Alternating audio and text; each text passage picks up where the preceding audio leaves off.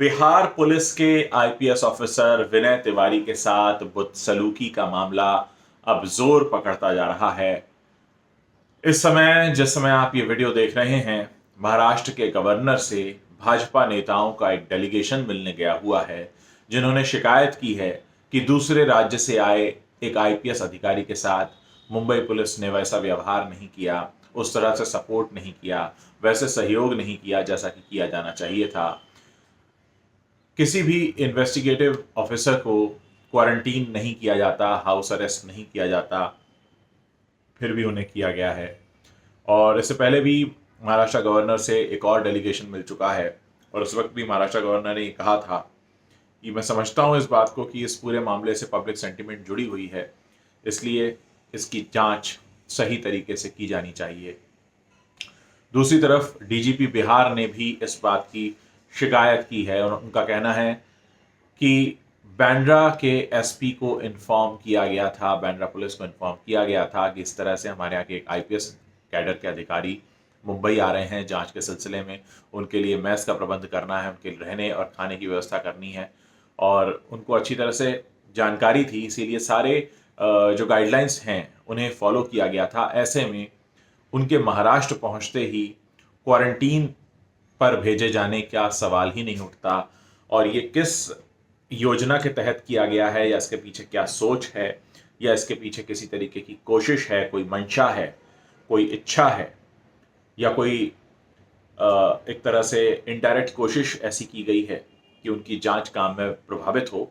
तो उसको लेकर उन्होंने बहुत ही दुख जताया। और उन्होंने ये भी कहा, असल में डीजीपी बिहार महाराष्ट्र पुलिस के रवैये को लेकर काफ़ी असंतुष्ट है। उन्होंने कल भी काफ़ी बयानबाजी की थी। उन्होंने कहा था कि हमारे राज्य में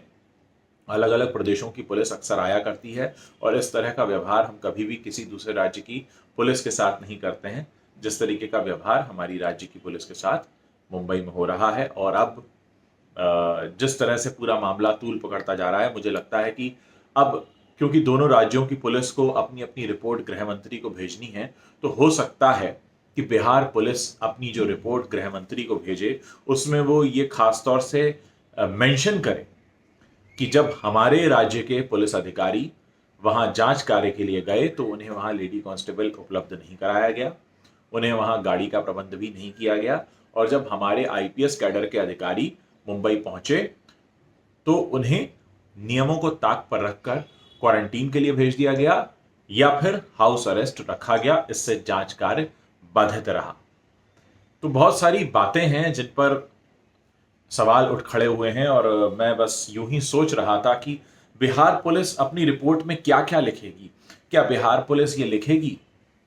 कि उन्होंने मुंबई पुलिस से जब सुशांत का लैपटॉप मांगा तो पुलिस ने कहा कि उनके पास नहीं है? क्या क्या लिखा जाएगा? क्या बिहार पुलिस की रिपोर्ट में यह भी लिखा जाएगा कि किस तरह से सिद्धार्थ पिठानी ने उनसे पूछताछ में सहयोग नहीं किया? क्योंकि बहुत सारी बातें हैं जो इस मामले पर बहुत ज़्यादा ध्यान खींचती हैं। जैसे आज ही रिया चक्रवर्ती का जो ऑफिशियल स्टेटमेंट आया है, जिसमें वो कहती हैं कि मैं फरार नहीं हूं और मुंबई पुलिस से तो पूछताछ करती रही हूं, अब बिहार पुलिस को तो मुझसे इन्वेस्टिगेशन करने का कोई अधिकार नहीं है। वो बात अलग है कि बिहार पुलिस 2 बार उनके निवास पर जाकर आई और वो नहीं मिली, फिर भी वो कहती हैं फरार नहीं हूं, सामने भी नहीं आ रही हैं। जिस शाम एफआईआर दर्ज हुआ वो उस शाम से ही गायब है, एंटिसिपेटरी बेल के लिए कोशिश कर रही हैं, सुप्रीम कोर्ट जाकर ये कह रही हैं कि मामले को मुंबई पुलिस में रखा जाए। तो मुझे लगता है ये सारी बातें भी उस जांच रिपोर्ट का हिस्सा होंगी। जिस तरह से आज मुंबई पुलिस ने कहा कि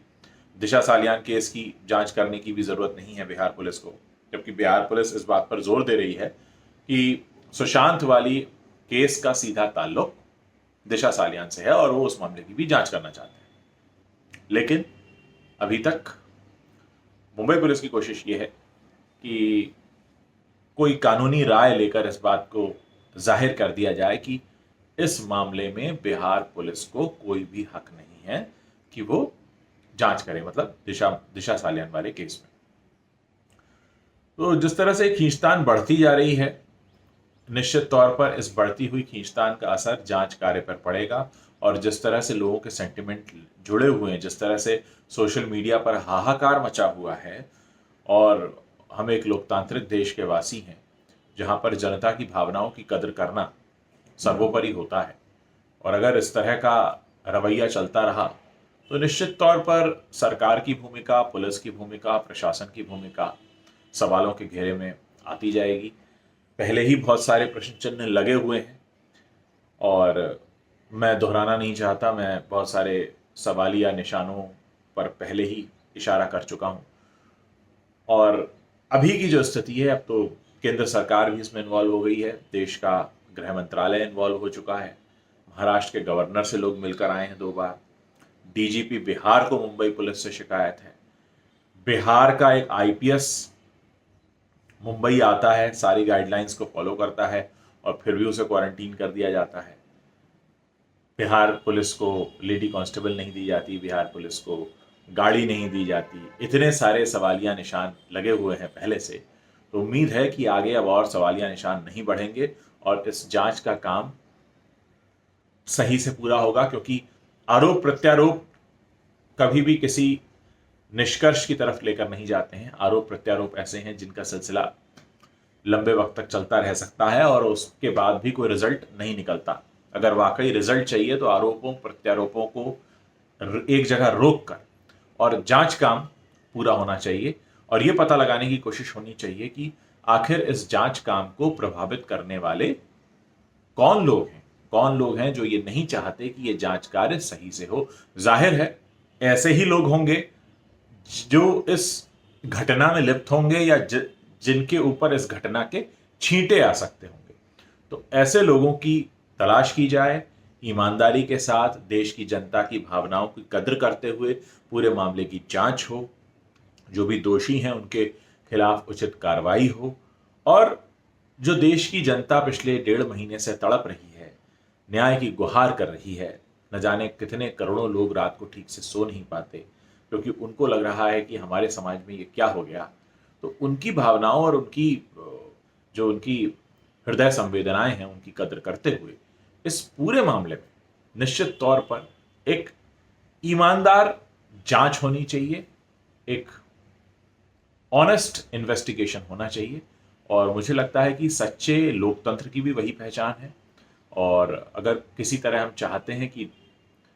जनता का भरोसा बना रहे, विश्वास बना रहे, लोग एक दूसरे पर भरोसा करें, देश के शासन, प्रशासन और हमारी सामाजिक व्यवस्थाओं पर भरोसा करें, तो इस मामले की जांच जल्द से जल्द होनी चाहिए, निष्पक्ष होनी चाहिए और किसी भी स्थिति में जल्द से जल्द पूरी की जानी चाहिए।